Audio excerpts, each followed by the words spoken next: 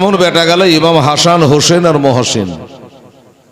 লোকে মনে করে যে মা ফাতেমার দুইটা বেটা হাসান হোসেন, না, বেটা আসলে তিনটা। কিন্তু একটা বেটা ছোটটা বাচ্চাকালে ইন্তেকাল হয়ে গেছে, তার ইতিহাস নেই, লোকে মনে করে যে নাই। কিন্তু মারা গেলে কি ওটা গন্তি থেকে বাদ যায়? তা তো যাবে না। বেটি হলো তিনটা, বেটির মধ্যে ছোট বেটি বাচ্চাকালে ইন্তেকাল হয়ে গেছিল, দুটা ছিল। যেই দুটা কারবালার মাঠে হাজির ছিল, হযরত জৈনব ও কুলসুম দুজনেই হাজির ছিলেন। তো এই ইমাম হাসান ও হোসেন রাদিয়াল্লাহু তাআলা আনহুমা কি এই বাবারা শুনুন, আমার মা বোনেরা শোনো, যাদের বাবার মতো বাবা নাই, মায়ের মতো মা নাই, নানার মতো নানা নাই, যাদের নানির মতো নানি জগতে নাই রে বাবা, বলবেন হেলাল তার নানাকে? আমাদের নানা হলো কবি, আর হাসান হোসেনের নানা হলো বিশ্ব নবী। সুবহানাল্লাহ। নবীর সাথে কবির তুলনা চলে না। বাবা হলো শেরে খোদা, মুশকিল কুশা, হায়দারে কাররার, হযরত আলী রাদিয়াল্লাহু তাআলা আনহু, যার জন্ম হলো কাবা ঘরের ভিতরে, পৃথিবীতে যা কোনোদিন ঘটে নাই। আদম থেকে নিয়া ঈসা নবী পর্যন্ত কারো জন্ম কাবা ঘরের ভিতরে হয় নাই। কি আশ্চর্য! আর আমার হাসান হোসেনের আবার জন্ম হচ্ছে কাবা ঘরের ভিতরে। কেন হলো? এই কেন বলতে পারা যাবে না, টাইম লেগে যাবে। খালি টাস দিয়ে যাব বাবা, আন্দাজ দিয়ে যাব। যিনি হলেন মারেফাতের ভান্ডার, আল্লাহর ওলি হযরত আলী রাদিয়াল্লাহু তাআলা আনহু। আর ওলির সম্পর্কে কবি বলে, আমার আল্লাহ তাআলা ইরশাদ করে, আল্লাহ তাআলা ইরশাদ করে পবিত্র কোরআনে, ওলিদের ডর নাই দোনো জাহানে। জোরে সুবহানাল্লাহ। হায় হায় হায়। ওলিদের ভয় নাই দোনো জাহানে। আল্লাহর এক প্রিয় বন্ধু ওই আজমিরি ওলি তাশরীফ আনিলেন যখন এই ভারত গলে, ভারত গলে।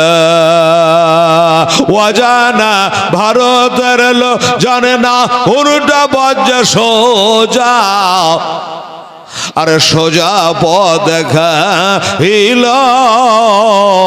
আমার আজমের খাজা। সুবহানাল্লাহ। সোজা পথ দেখিয়ে ভারতের মাটিতে মুসলমানের বীজ বপন করে গেছে বাবা। আজমের খাজা এই ভারতের মাঠে রোশন হলো আমার খাজার আগমনে, ওলিদের ডর নাই দোনো জাহানে, দোনো জাহানে। আমার আল্লাহ তাআলা ইরশাদ করে পবিত্র কোরআনে, পীরদের ডর নাই দোনো জাহানে। সেই হযরতে আলী মারেফতের ভান্ডার হলো বাবা, আর হাসান হোসেনের মা তিনি হলেন হযরতে বিবি ফাতেমা জাহরা রাদিয়াল্লাহু তাআলা আনহা, যার মতো জগতে মহিলা নাই রে বাবা। পাক ও পবিত্র নারী ফাতেমা, আর তাদেরই দোনো বেটা হাসান হোসাইন রাদিয়াল্লাহু তাআলা আনহুমা। আমার নবী বলেছে, মানা আহাব্বাহুমা ফাকাদ আহাব্বানি, মানা আহাব্বানি ফাকাদ আহাব্বাল্লাহ। সুবহানাল্লাহ। নবী বললেন, যারা আমার হাসান হোসেনকে ভালোবাসলো ও যেন আমাকে ভালোবাসলো, আর আমাকে যারা ভালোবাসলো তারা জানে স্বয়ং আল্লাহকে ভালোবাসলো। আমার নবী আরো বলেছে, মানা আবগাদা হোমা ফাকাদ আবগাদানি, মানা আবগাদানি ফাকাদ আবগাদাল্লাহ। আর আমার হাসান হোসেনের সঙ্গে যারা দুশমনি করলো জেনে রাখো সে জানে নবীর সঙ্গে দুশমনি করলো, আর যারা নবীর সাথে দুশমনি করলো তারা জানে আল্লাহর সাথে দুশমনি করলো। নবীজি বলেছে, মানুষ সাব্বা হুমা ফাকাদ সাব্বানি, মানুষ সাব্বানি ফাকাদ সাব্বাল্লাহ। আমার হাসান হোসেনকে যারা খারাপ জানলো জেনে রাখো সে যেন নবীকে খারাপ জানলো, আর যারা নবীকে খারাপ জানলো তারা যেন স্বয়ং আল্লাহকে খারাপ জানলো। আমরা নবীর আলাউলাদকে ভালোবাসি। কেন বাসি? এই দেখেন বাবা, যখন নামাজ পড়ি, নবী ছাড়া নামাজ আমাদের হবে না। আসসালামু আলাইকা আইয়ুহান নবী, নামাজে বলি কি বলি না? নামাজের মধ্যে নবীকে সালাম না দিলে তোর নামাজ হবে না। এবার যখন এটা পড়া হয়ে গেল, তারপরে পরে আল্লাহুম্মা সাল্লি আলা মুহাম্মাদ ওয়া আলা আলি মুহাম্মাদ কামা সাল্লাইতা আলা ইব্রাহিম ওয়া আলা আলি ইব্রাহিম ইন্নাকা হামিদুম মাজিদ। এই দরুদ শরীফ আমরা নামাজের মধ্যে পড়ি।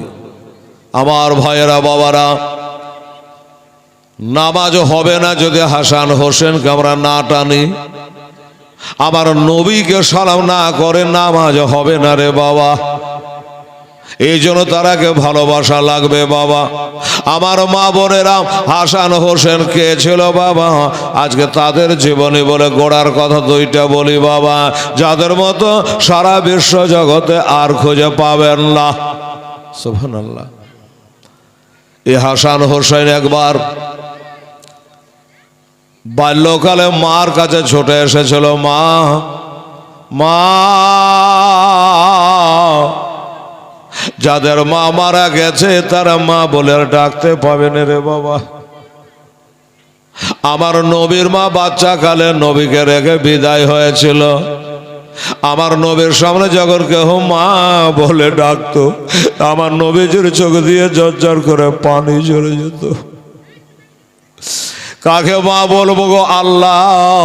আমার মাকে তুমি তুলে নিয়েছো মাওলা। হযরত বেটি বিবি ফাতেমাকে মা বলে ডেকে মনে শান্তি আনত। এই সে ফাতেমা বসে আছেন বাবা। ঠিক মাগরিবের কিছুক্ষণ পরে দুই বেটা খুশি খোশালে দৌড়ে দৌড়ে মার কাছে চলে আসলো। মা, কি হলো রে বেটা? বলে, মা গো, মদিনায় যেন হইচই আরম্ভ হয়ে গেছে। কিসের হইচই আরম্ভ হয়েছে রে বেটা? বলে, মা গো, আজকে নাকি মদিনার আকাশে আজকে ঈদের চাঁদ দেখা গেল। আনন্দ ফটকা উঠাই যায় না, যায় কথা আলাদা। আনন্দই আত্মহারা বাবা। মা, ঈদ মানে হলো খুশি, ঈদ মানে খুশি। আজকে সব খুশি মানাচ্ছে গো মা। দুই ছেলে বলছে, মা কালকে যে ঈদের নামাজ হবে মা, ঈদ মানে তো খুশি গো মা। কি নিয়ে খুশি করব? আমাদেরকে নতুন জামা পায়জামা হবে না।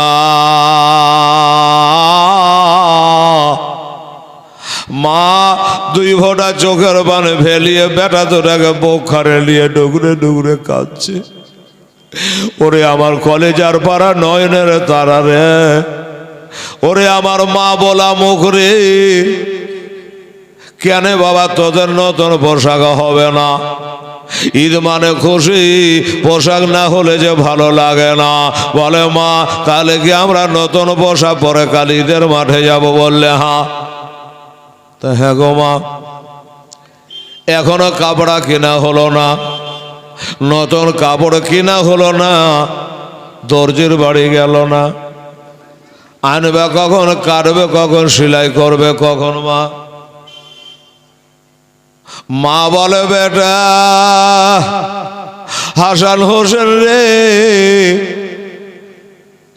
তোদের দর্জি হলো আলাদা রে বেটা। জোরে বলে সুবহানাল্লাহ। সুবহানাল্লাহ। দুনিয়ার দর্জি হলো আলাদা, এরা মিথ্যাবাদী। আজ তো হলো না ভাই, মিস্ত্রি আসেনি, দর্জি আসেনি, ঘাট মারা হয়নি, বোতাম লাগা হয়নি, কাল আসিস ভাই। বাবারে হাসান হোসেন তোদের দর্জি হলো আলাদা রে বেটা। আচ্ছা ঠিক আছে মা, দর্জির কথা জেনে আমাদের লাভ নাই। দুই ভাই ঘুট ঘুট ঘুট ঘুট করে ঘরের দিকে চলে গেল। চলো ভাই, আমি জানি রে আমার মা হলো নবী, বিশ্ব নবীর বেটি রে। আমার মা হলো খাতুনে জান্নাত রে, জান্নাতি মহিলাদের নেত্রী রে। আমার মা জীবনে কোনোদিন মিথ্যা বলেনি, বলবে না। শোন, আমাদের মা আজ পর্যন্ত মিথ্যা বলেনি আর বলবেও না। আর এই যে আমার মা বোনেরা আছে না, রাগ করবেন না মা, বুঝাছি। আমার মা বোনেরা বাবা রহ মিথ্যা কথা বলে বেটা বেটির সাথে।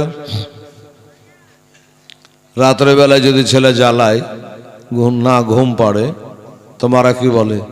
নিঞ্জা বেটা, নিঞ্জাতে বাঘ আসছে, বাঘ আসছে বলে না? যে শিয়াল আসছে রে বেটা, শিয়াল আসছে রে, ঘুমারে নিঞ্জারে। তা তো যদি না হয়, মোবাইল একটা গান জুড়ে দিয়ে বেটার কানে দিয়ে দিলে শুনতে শুনতে নিঞ্জারে বেটা। আচ্ছা সকালবেলা এসেও গান ঢুড়বে না তো কি কোরআন ঢুড়বে?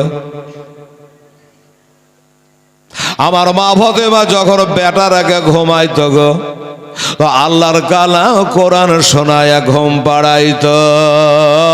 জীবনে কোনোদিন ধোকা দেয় না যে বাঘ আসছে রে বেটা, শিয়াল আসছে রে বেটা। বাবা গো, তাই দুই ছেলে বলছে ভাইয়া চলো ঘরে আরাম করি। আমার মা যখন কথা দিয়েছে, তো নিশ্চয় আমাদের পোশাক কালকে গ্যারেন্টি হবে।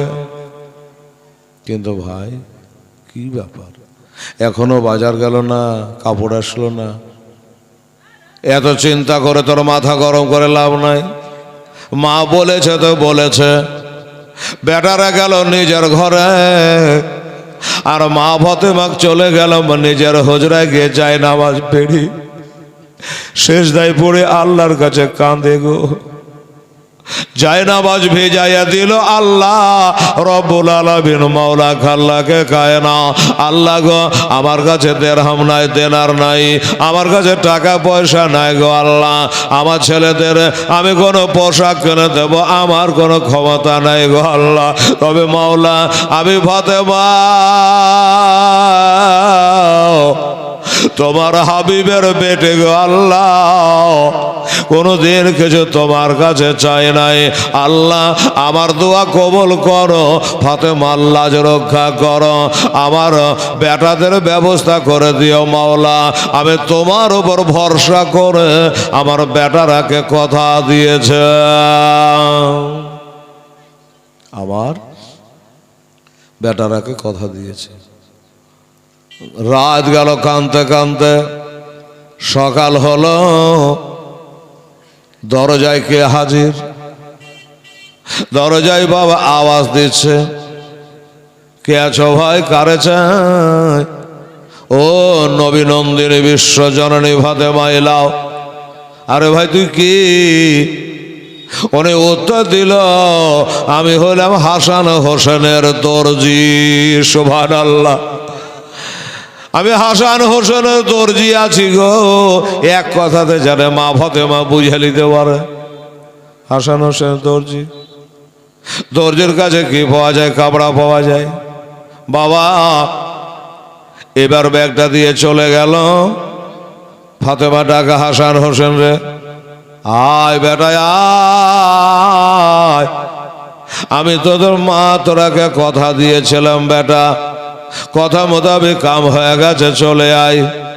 চলে আসলো, ব্যাগ থেকে কাপড় গলা বার করেছে। দুই ভাই দেখা দেখি করছে, আর এক দিক দিয়ে আমার দিনের নবী এসে হাজির।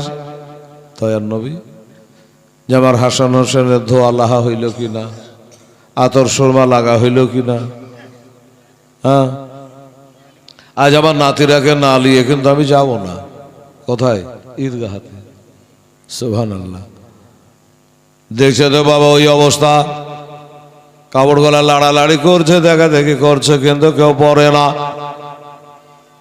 তবে ওই জামা পায়জামা গোলার কালার চলে একবারে ধবধবে সাদা। কোথায় লেখা আছে? একবার জীবনী করতে গেছিলাম বালাগাছিতে, ওইখানে কিছু মৌলবি চ্যালেঞ্জ করে দিল ওই রকম ধরনের, যা আমরা শুনেছি হাসান হোসেনের জামা পায়জামা জান্নাতে গেছে লাল আর সবুজ। হেলাল মৌলবি বললো যে সাদা।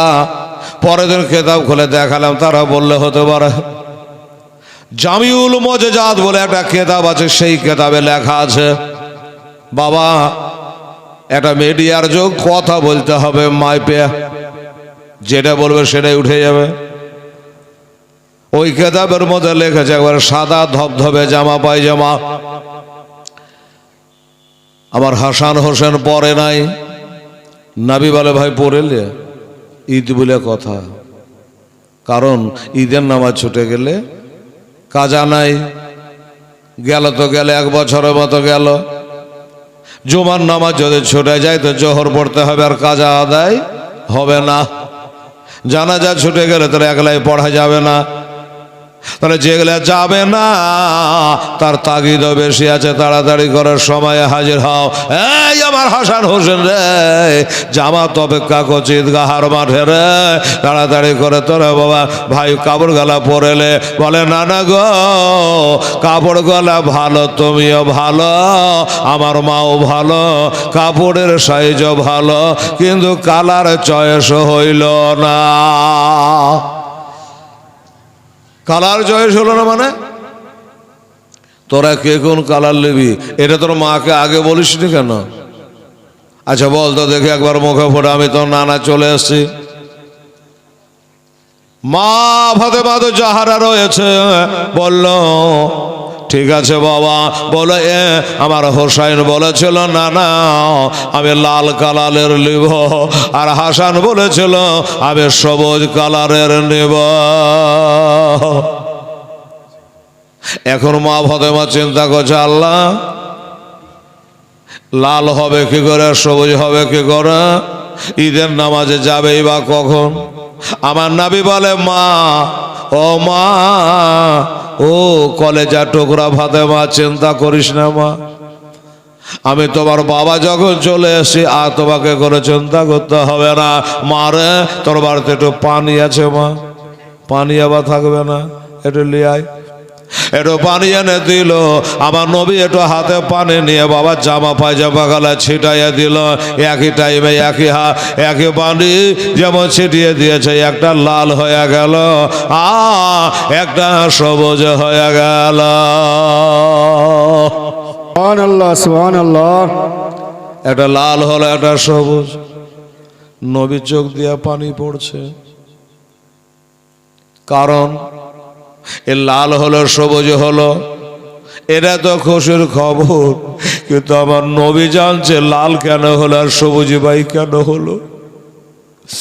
আমার নবী জানে গো আমার এটা নাতে বিষ পান করে সবুজ হয়ে যাবে, আর আমার এটা নাতে হোসেন কারবালায় রক্তে লালে লাল হয়ে যাবে। নবীর জানতে বাকি নাই, তাই চোখ দিয়ে পানি ঝরছে। যাক ভাই, আর তোদের কিছু বলার আছে? বললো না, তাহলে চলো যাই। এখন আমার নবী দেখলে খোদা গো জান্নাতি নওজোয়ানদের বাদশাহ এ ছেলেরা, আর জান্নাতের পোশাক তাদের গায়ে, আমি এদের হাঁটিয়ে নিয়ে যাব না, দুই নাতিকে তুলে ঘাড়ের ওপর করে নিয়ে এই যে আপনাদের ঈদগাহ বাবা, এইরকমই মদিনার বিশাল বড় ঈদগাহ, লাখো লাখো মানুষ অপেক্ষা করছে, আমার নবীর ইন্তেজার করছে কখন নবী আসবে, তাকিয়ে আছে। ইমাম কখন আসবে তাকিয়ে আছে। আমার নবী জননাথীকে তুলে নিয়েছে, নিয়ে যাচ্ছে ঈদগাহ। ওই যে কবি বলে দুই কাঁধেতে বসে আছে, দেখো হোসেন হাসান আর ধীরে ধীরে চলেন নাবে ঈদগাহর ময়দান। একটু জোরে সুবহানাল্লাহ। সুবহানাল্লাহ, দুই সুবহানাল্লাহ। কাঁধেতে বসে আছে আমার হোসেন হাসান, ধীরে ধীরে চলেন নাবে ঈদগাহর ময়দান। কাল সকালে ঈদের নামায় হবে মা জননী, এখনো নতুন বসা কেনা মোদের হয়নি। জান্নাত রানে মা ফাতেমা, জান্নাত রানে মা ফাতেমা, করোনা বয়া ধীরে ধীরে চলেন নাবে ঈদগাহর ময়দান। দুই কাঁধেতে বসে আছে আমার হোসেন হাসান, ধীরে ধীরে চলেন নাবে ঈদগাহর ময়দান। পিতায় আমার শেরে কথা মাতা জান্নাত রানে, নানাই আমার কামলে বালা ও যে মাকে মাদানে। লটিতে পারিবে না শান, মছিতে পারিবে না শান, এ জিদ মারওয়ান ধীরে ধীরে চলেন নাবে ঈদগাহর ময়দান। ধীরে ধীরে চলেন নাবে ঈদগাহর ময়দান। দুই কাঁধেতে বসে আছে আমার হোসেন হাসান, ধীরে ধীরে চলেন নাবে ঈদগাহর ময়দান। বন্ধ করে ফুরাত নদী মিটবে কি মনের আশা, 3 দিন কার 7 দিন ধরে রইবে তারা পেয়াসা। কারবালাতে শহীদ হইয়া, কারবালাতে শহীদ হইয়া বাঁচাবো ঈমান, ধীরে ধীরে চলেন নাবে ঈদগাহর ময়দান। দুই কাঁধেতে বসে আছে আমার হোসেন হাসান, ধীরে ধীরে চলেন নাবে ঈদগাহর ময়দান। আল্লাহুম্মা সাল্লি আলা সাইয়্যিদিনা মাওলানা মুহাম্মাদ ওয়া আলা আলি সাইয়্যিদিনা মাওলানা মুহাম্মদ সাল্লাল্লাহু আলাইহি ওয়াসাল্লাম। বাবা গো, একটা খালি বাল্যকালের ইশারা দিলাম, এবার বাল্যকালে ঘটনা গলে যদি খুঁটে খুঁটে বলি তাহলে আজকে জালসা শেষ। থেকে গেল কারবালা। আসুন, আর আমি বাল্যকালে ঘটনা বলবো না। এক ভাই ইমাম হাসান 20 পানে শহীদ হয়েছে, আপনারা শুনেছেন। আর আমার ইমাম হোসেন 56 বছর 5 মাস 5 দিন বয়সে বাবা। মহরম চাঁদের 10 তারিখ ছিল, 61 হিজরি ছিল, শুক্রবার দিন ছিল, জুমার টাইম ছিল। তিনি বাবা ইসলামকে বাঁচাবার জন্য জামে শাহাদাত পান করেছিল। শুধু একাই নয়, আল আওলাদকে নিয়ে বাবা শহীদ হয়েছিল। ওই মক্কা শরীফে যখন বাবা যায়, মক্কা শরীফে আমার হোসেন গেছে শাবান চাঁদে। শাবান, রমজান, শাবান, জিলকাদ, জিলহজ, তারপরে হচ্ছে মহরম। এই মহরম চাঁদে যুদ্ধ হবে বাবা। ইরাকের কুফা শহরের মানুষেরা বারবার করে এক গাদা চিঠি লেখে ডেকেছিল আমার হোসেনকে, হোসেন গো তবে মক্কা মদিনা থেকে মক্কায় চলে এসেছ, এই আমাদের কুফা শহরে চলে আসো। জলিল কাদার বড় বড় সাহাবারা তখনও ছিল। তারা বলে হুজুর ওইখানে আপনার যাওয়া চলবে না, কোরআন বলে আপনারাকে ভালোবাসার কথা। আপনি হাজার হলো আমাদের বিশ্ব নবীর নাতি গো, ওই কোফা শহর যাবেন না, এই জন্য যাবেন না, এরা ভালো না। আপনার বাবাকে ফজরের নামাজের টাইমে, মানে হোসেনের বাবার রাজধানী ছিল কুফা, ওই কুফাতে ফজরের নামাজের টাইমে আব্দুর রহমান ইবনে মুলজিম ভজালি মেরেছিল, শহীদ করে দিয়েছিল। আপনাকে ধোকা দিয়া ডাকছে, তারপরে আপনাকেও শহীদ করে দিতে পারে। আমার হোসেন বলে দেখো ও নবীর সাহাবারা, তোমরা যেটা বলছো এটা যুক্তির কথা, কিন্তু দেখো একখান নাই দোখান নাই, এত গালা চিঠি লেগেছে 150 আনা চিঠি দিয়া ও ভাই ডাকে ধোকা দিয়া, তারা 150 আনা চিঠি দিয়া ও ভাই ডাকে ধোকা দিয়া, আবার তারা এসেছে শহীদ করে, তারা এসেছে শহীদ করে, এ হলো কবে গোচর, নীলাকাশায় লাল হইল ও যেন রক্তের বরণ, কারবালার ওই মোরর পরে ইমাম হোসেন লড়াই করে, বাবা কারবালার ওই মোরর পরে ইমাম হোসেন লড়াই করে, আবার 3 দিন ধরে না দায়ে পানে, তারা 3 দিন ধরে না দায়ে পানে এজিদের বদ কারণ, নীলাকাশায় লাল হইল ও যেন রক্তের বরণ, জালেমেরা ঘিরে ঘিরে তীর মারিল ইমামের, জালেমেরা ঘিরে ঘিরে তীর মারিল ইমামের, কাতর হালে ইমামে হোসেন, কাতর হালে আমার ইমামে হোসেন খোদাকে করে সরহ, নীলাকাশায় লাল হইল ও যেন রক্তের বরণ, ফারেশতারা আসিয়া বলে ইমামে 2 পদ তলে, বাবা ফেরেশতারা আসিয়া বলে ইমামে 2 পদ তলে, একটু হোক পেলে মোরা, একটু হোক পেলে মোরা ধনিব তোলার মতো, নীলাকাশায় লাল হইল ও যেন রক্তের বরণ, কারবালার ওহে মোরর বালে রক্ত বহে হলো লালে, কারবালার ওহে মোরর বালে রক্ত বহে হলো লালে, কে শোনাবে হেলাল তার জীবনী অন্তর ফেটে চুর, নীলাকাশায় লাল হইল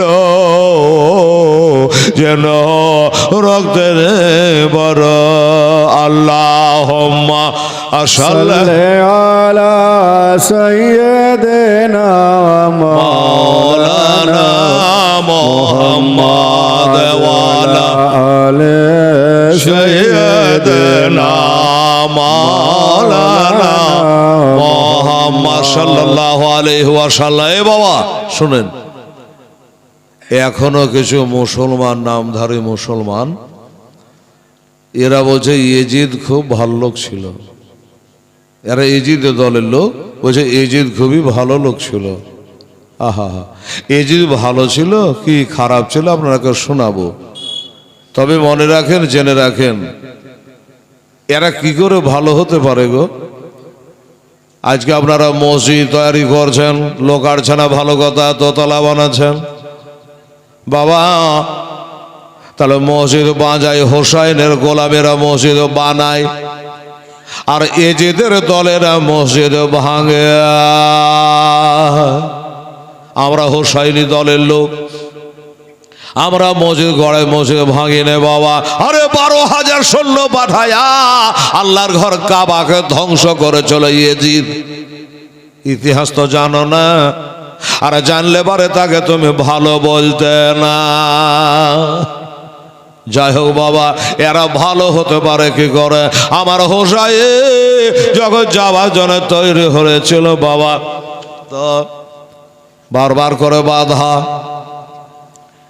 আমার হোসাইনের চাচা তো ভাই ইমাম মুসলিম গেছিল 2টা বাচ্চা ছেলেকে নিয়া। কোথায়? কারবালায়, কোফা শহরে। এবার যখন কবাস ঘরে যায়, আমি আগে বলেছি 3 দিনের জীবনী বাবা, আমি সব গলা বলতে পারবো না। এরা ভালো না মন্দ আপনারাকে বিচার দিলাম বাপরে। এই যে ইয়েতিম ছেলে দুটো, বাবা মা হারা সন্তান, বাবার সাথ ধরে তারা গেছিল ইজিদের দল, ভালো না মন্দ। এই বাবারা ছেলে দুটোর বাবাকে ঘরের ছাদে তুলে শহীদ করে দিয়েছিল। মানে আমার হোসাইনের ভাই, চাচাতো ভাই, চাচার বেটা ইমাম মুসলিমকে তো শহীদ করেছিল গো। শুধু ওই ইমাম মুসলিমকে শহীদ করে তারা ক্ষান্ত হয় নাই, ওই ছোট ছোট বাচ্চা দুটাকে যারা শহীদ করে দেয়, কতল করে দেয়। আচ্ছা বলুন এই মানুষগুলা ভালো হয় কি করে? তোরা ভালো বলতে পারে আমরা সুন্নি জামাতের লোক, মাসলাকে আলা হাজরা মাননেওয়ালা, আমরা ইজিদকে ভালো বলবো না, ভালো বলতে পারবো না। ইবনে জিয়াদকে বলেছিল হুজুর এই যে ইমাম মুসলিমকে শহীদ করলেন, পাড়ার শেষে ঘরের ছাদে তুলে মাটিটাও দিলেন না, চালিয়ে ফেলে দিলেন লাশ। এবারে একটা কথা বলে হুজুর বেয়াদবি হলে মাফ করবেন। বলে কি কথা? বল। যেই লোকটাকে ঘরের ছাদে তুলে শহীদ করেছে আমরা নিজের চোখে দেখেছি, ওর ঘোড়ার আগে পিছে 2টা ছোট ছোট বেটা ছিল গো। একটা হলো 8 বছরে, একটা হলো 6 বছরে, একটা না হলো মোহাম্মদ, আর একটা নাম হলো ইব্রাহিম। হুজুর ওই ছেলে 2টা মদিনা যেতে পারে নাই। এই মক্কা শহরে, কুফা শহরে কোথাও না কোথাও তারা লুকিয়ে আছে, লুকিয়ে থাকবে। আর আস্তে আস্তে আস্তে তারা বড় হবে। তার বাবাকে হত্যা আপনি করেছেন, করিয়েছেন, কাজে ছেলেরা যদি বাপের খুনে পয়দা হয় তা এটা জেনে রাখেন যে আপনাকে একদিন হত্যা করবেই। সে 10 বছর পরে হতে পারে, 20 বছর পরে হতে পারে। তাহলে উপায়? বলো উপায় হলে এখন ওই 20 দাঁত ভেঙে দেন। কত বড় বদমাশ দেখেন। ওই বাচ্চা দুটাকে বাপের মতো জবাই করে দেন, শহীদ করে দেন। আপনার উপরে আক্রমণ আর আসবে না। মা বোনের আর একটু কান দিয়ে শুনবে, মা চোখ দিয়ে ঝরঝর করে পানি ঝরে যাবে। মা আমার ভাইয়েরা বাবারা আপনারা বুঝতে পারবেন, আমার মা বোনেরা বুঝতে পারবে বলে ধরে দিয়েছি বাবা এমন জায়গা জানে প্রত্যেকটা মানুষ বুঝতে পারে, জানতে পারে। এই বাবারা এবার বলল ওই ছেলে দুটো কার বাড়িতে আছে, কোথায় আছে? বলে এটা তো জানা নাই, এটা তো জানা নাই। আপনি হলেন এখানকার গভর্নর, গোটা শহরে এলান করে দেন। আজ হোক কাল হোক ধরা পড়ে যাবে। বাপ যেমন ধরা পড়লো, ছেলে দুটো ধরা পড়বে। তো গোটা শহরে বাবা এলান করে দিল যে ইমাম মুসলিমের 2টো ছোট ছোট ছেলেকে যারা ঘরে লুকিয়ে রাখবে তাদের বাড়ি ঘর কিছু রাখবো না, ধ্বংস করে দেবো। কে বলছে? ইজিদের লোক, ইবনে জিয়াদ। যার বাড়িতে নাই তার ভাবনা নাই, কিন্তু ছেলে দুটো যার বাড়িতে আছে বাবা তার চোখে নিদ নাই, তার চোখে ঘুম নাই। ওই বাবা কুবা শহরে এক গোলামার মোস্তাফা, এক গোলামার হোসেন, ওই বাবা কাজী সারার বাড়িতে ওই বাচ্চা দুটা ঘরের মধ্যে ঘুমিয়ে আছে। 2 ছেলে ঘুমিয়ে আছে। বাবা শহীদ হয়ে গেছে, ওরা জানে না। এই বদদেশের লোকেরা তাদের আব্বাকে হত্যা করে দিয়েছে, ওরা এখনো খবর জানে না। অপেক্ষা করে আব্বা কেন আসে না রে, কখন আসবে রে? ছোটবেলাতে মাকে হারিয়েছি, বাপটাকে দেখে মার জ্বালা দূর করে আমার বাবা কেন আসে না, থাকলে না আসবে, এরা তো জানে না। এবার বাড়ির মালিক কাজী সাহেব কানে শুনতে পেল এই ছেলেটাকে বাড়িতে যারা জায়গা দেবে তার বাড়ি ঘর কিছু রাখবে না এবং তাকেও জিন্দা রাখবে না। এখন কি করা যায়? 1 পা 2 পা করে গিয়ে ওই ছেলে দুটো যে ঘরে শুয়ে আছে ওইখানে গেলেন। ওইখানে যাওয়ার পরে ঘর যেন আলো করে দিয়েছে, খুশবু করে দিয়েছে বাবা গো। আমার মা বোনেরা গো, যারা হলে আমার মা ফাতেমার বাগানের ফুল গো, যারা হলো আলের রসুল গো, আমার নবী ঘরে ছেলেরা গো, দুই ছেলে খুশবু করে দিয়েছে ঘরকে, ঘুম চলে গেছে। কাজী সাহেব পাঁচর কানে বসে গায়ে হাত বোলাচ্ছে, আল্লাহ রব্বুল আলামিন, ওরে নবীর দিদার হয় নাই, আমার নবীর ঘরে দুটো সন্তানকে বাড়িতে পেয়েছে, আল্লাহ 10 দিন রাখবো, একটু সেবা করব, কিন্তু ওই জাল্লাদের জন্য পারবো না। এই ছেলে দুটোকে মার্ডার করবে, শহীদ করার জন্য তারা উৎপাত ধরেছে।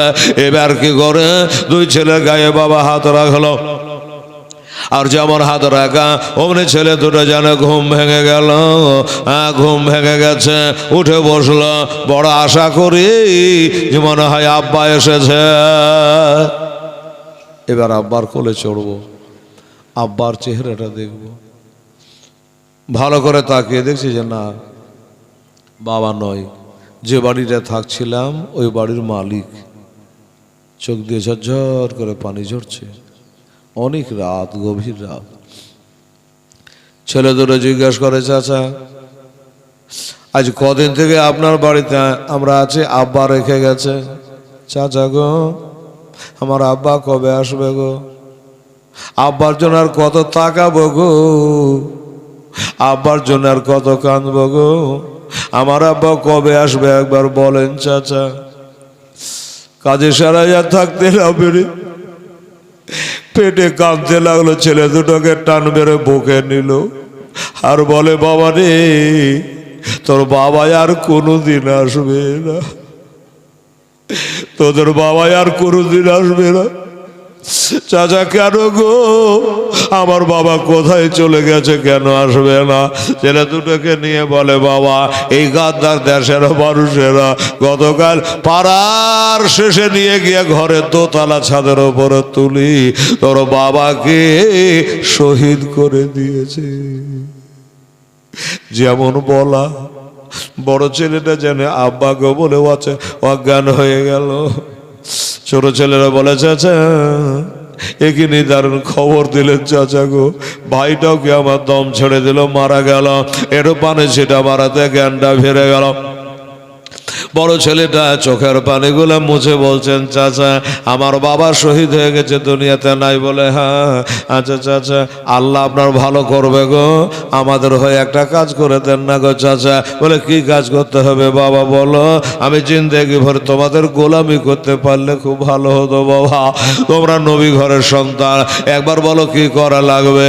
বলে, চাচা কাজটা খুব কঠিন কাজ নয়, আমাদের দুই ভাগে একটু নিয়ে চলো না গো, আমার আব্বার কবরখানা একটু জিয়ারত করবো গো, আমার আব্বার কবরখানা একটু জিয়ারত করবো গো, আমাদের নিয়ে চলে। দুই ছেলেকে বুঝিয়ে বলে, বাবা তোর বাপের মাজার থাকলে না জিয়ারত করবি, তার মানে হলো তোর বাবাকে জানাজা পড়েনি, তোর বাপের কবর দেয়নি। কি করেছে গো? বলে, ঘরে ছাদ থেকে তুলে চালিয়ে ফেলে দিয়েছে, হাড্ডি মাংস টুকরা টুকরা হয়ে ছিটিয়ে গেছে। জোরে ছেলে আব্বা বলে চিৎকার করে কাঁদে, হায় আল্লাহ, আমরা নবী ঘরের সন্তান এই এত বড় কষ্ট। চাচা গো, তাহলে আব্বার মাজার নাই, আবার জিয়ারত আর হবে না? বলল, না বাবা রে, তোদের বাবা জিয়ারত তো হবে না। একটা কথা শোনো বাবা, দুঃখ করিস না রে বাবা, তোরা কে পায়াও পানো না রে বাবা। এবার ইবনে জিয়াদ এলান করে দিয়েছে, যারা তোর বাবাকে হত্যা করেছে ওরা আবার এলান করে দিয়েছে, বাবা এবার তোমরা তোমার বাবার মতো হত্যা করবে, তোমার বাবার মতো তোমাদেরও মাথা কেটে নেবে রে বাও। এই জন্য এত রাতে আমি থাকতে না পেরে তোমাদের ঘরে এসেছে। চাচা গো ছোটবেলাতে মা হারিয়ে আমরা এতিম হয়েছি, আজ আবার বাবা হারিয়ে দিলাম। আমার মার পেটের একটা বোন আছে, আমার সে বোনটা আমার চাচা হোসেনের কাছে মাক্কাতে আছে, কবে আসবে জানে না। তবে চাচা গো এবার উপায়, বলে বাবা উপায় একটা আছে, তোমরা আমার দেশে আর থাকো না, আমার ঘরে থাকে আমি বাঁচাতে পারবো না। এই বাবা তোমরা শোনো, তোমরা দোনো ভাই যদি প্রাণে বাঁচতে চাও তবে মদিনা শরীফ চলে যাও। দুই ভাই তোমরা মদিনা চলে যাও। বলে চাচা তা না হয় যাব। মদিনা কে যেতে চাহে না বলেন তো?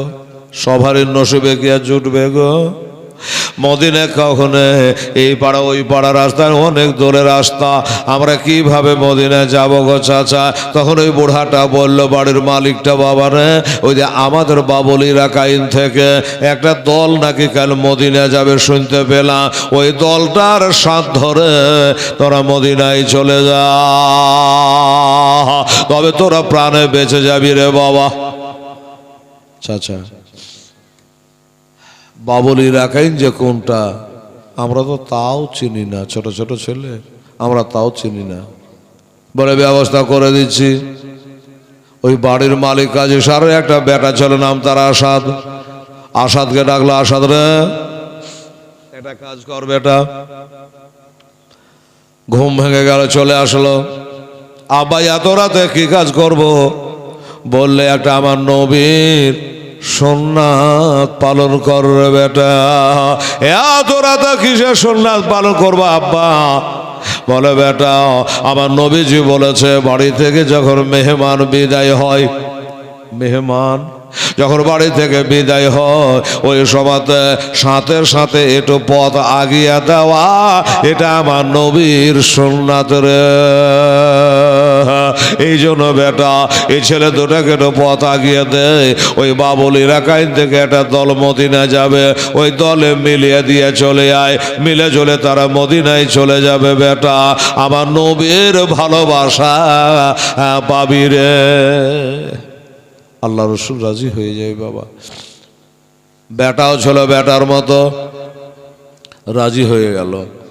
দুই ছেলেকে ঘর থেকে তুলে ওই গভীর রাতে, নিশি রাতে চোখ মুখ একটু ধুইয়ে একবার বুকে নিয়ে চুমা দিয়ে আদর করে সোহাগ করে দুই ছেলেকে বলে, বাবা কাল হাসরের দিনে যেন বলিও না আমি তোমাদের বাড়ি থেকে তাড়িয়ে দিয়েছি রে বেটা, তাড়াইনি। তোমাদের মাথা কেটে নেবে আমি দেখতে পারবো না, সইতে পারবো না বাবা। তোমরা চাঁদের মতো ছেলে গো, তোমাদের মাথা কেটে নেবে, সহিতে পারবে না বাবা।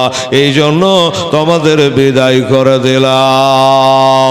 ওই বাবা কাজী সাহেবের বেটা আসা, দুই ছেলে হাত ধরে নিয়া এবার চলে যাচ্ছে বাবা। ওই দলটার সাথ ধরাবে, যাচ্ছে ফাঁকা, একটা লোকও নাই। যাদের সাথ ধরিয়ে দিবে ওরা কেহ নাই। আসাদ ভাই তোমার বাবা বলল এখান থেকে একটা দল মদিনা যাবে, তো কই একটা লোকও তো নয়, কার সাথ ধরে যাব? তাই তো মনে হয় আমাদের আসতে দেরি হয়ে গেছে। তাহলে এখন উপায় হলো একটাই, তোমরা দোনো ভাই দৌড়ে দৌড়ে যাও, আর দৌড়ে দৌড়ে গিয়ে ওই দলটার সাথ ধরে না। আমি বাড়ি যাই। আসাদ বাড়ি চলে গেল, আর দুই ভাই বলে, ভাই তুমি চলে যাও, আমাদের কপালে যেটা লেখা আছে সেটাই হবে, তার বেশি না। এবার দোনো ভাই বাবা দৌড়াতে আরম্ভ করলো। দুই ভাই দৌড়াতে দৌড়াতে চলে যায় বাবা ওই দলটার সাথ ধরবার জন্য। ও বাবা গো, এত দৌড়লো ওই দলের নাগাল পাওয়া গেল না। সকাল হয়ে গেল। যখন সকাল হয়ে গেছে বাবা, দুই ভাই একটা রাস্তার পাশে বসে কান্না করে আর বলে, ভাইয়া, ছোট ভাইটা বলছে, আমরা যে সারা রাত দৌড়ালাম, পা ফুলে গেল, পাহাড়ে ধাক্কা লেগে রক্ত বেরিয়ে গেল। দাদা গো, আমরা কত কিলোমিটার রাস্তায় এসেছি, ছোট ছেলে তো, কখন এসেছি। বড় ভাইটা বলছে, ভাই রে কিছু বোঝা যায় না রে, কত দূরে এসেছি জানি না, ভয়ের জায়গা খান পার হতে পারেছে কি পারি না, বলতে পারবো না রে ছোট ভাই। ওই যে একটা লোক আসে, লোকটাকে জিজ্ঞাসা করে দেখি কি বলে। আবার চিন্তা করছে লোকটাকে বলবো, এবার বলতে গিয়ে যদি আমাদের ধরে এলাই তাহলে কি হবে। দেখা যাক। লোকটা আসলো, চাচা একটা কথা বলেন না। চাচা বলল কি, এটা দেশের নাম কি গো চাচা? যেমনি বলেছে লোকটা বাবা তাহির ভাই আর লক্ষ্য না করে সোজা সাপটা লোক ছিল, বলে দিল বাবা আমাদের এই দেশটার নাম হলো কুফা। এটা হলো কুফা শহর রে বাবা। ছোট ছেলেটা বড়কে চাপড়ে ধরে বলে, দাদা গো গোটা রাত্রি দৌড়াইলাম আর দৌড়ে ঘুরে ঘুরে ঘুরে ঘুরে ওখানকার জায়গাতে পড়ে আছি দাদা, এখনো কুফা বর্ডার পার হতে পারি না। নিশ্চয় আমাদের কপালে মনে হয় কষ্ট আছে। এখন মা নাই বাবা নাই, কোথায় যাব? তাই দুই ছেলে ওখানে বসে বসে কাঁদছে। কোথায় যাব, কার কাছে আশ্রয় নেব? তাই বসে বসে দুই ভাই গুনগুন গুনগুন গুনগুন করে কাঁদছে। আর কি বলে কাঁদছে? ওরা যখন বাবা ওখানে কান্না করছে, এতিমেরা যখন কাঁদে তখন আমার আল্লাহর আরশের পায়া হিলে। একটা গজল আছে,